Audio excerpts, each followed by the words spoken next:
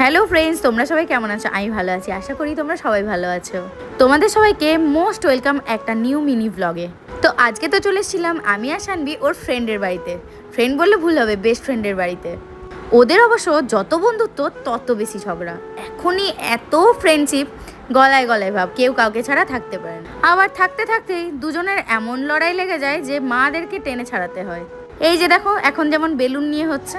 তারপর আমরা সবাই চলে এসেছিলাম ওর আরেকটা বেস্ট ফ্রেন্ডের বাড়িতে, মৃত্তিকার বাড়িতে।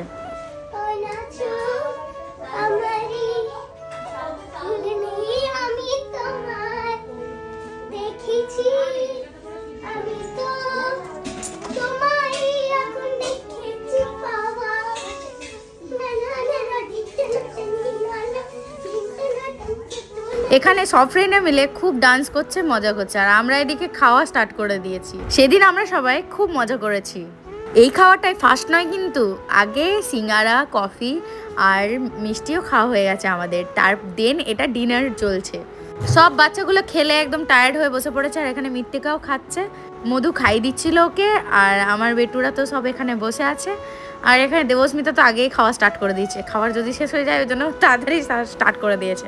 সবাই খাবার খেতে বসে গেছে, কিন্তু আমি এখনো বসিনি। আমি টিটুর পিছন পিছন ঘুরে বেড়াচ্ছি, ওকে জ্বালাচ্ছি।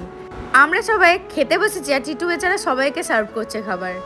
তারপর আমি আর টিটু বসে পড়বো খেতে। আর মধুর যেহেতু একটু লেট হবে, টাইম লাগবে ওর মেয়েকে খাইয়ে তারপর ও খাবে, ওই জন্য টিটুকে বললাম আমাদের সাথে বসে পড়তে। কিন্তু ভুল হচ্ছে, আমরা সব সিঙ্গেল খাচ্ছি, এরকম জোরে জোরে কেন খাচ্ছে? এটা ক্রাইম হচ্ছে না? এই তো এটা আমার বডি নয়। সত্যি কথা বলতে সব ফ্রেন্ডরা যখন একসাথে হই ভীষণ মজা হয়, ভীষণ আনন্দ হয়। তারপরে দেখো সবার খাওয়া কমপ্লিট হয়ে গেছে, এখন সবাই সফট ড্রিঙ্ক খাবো।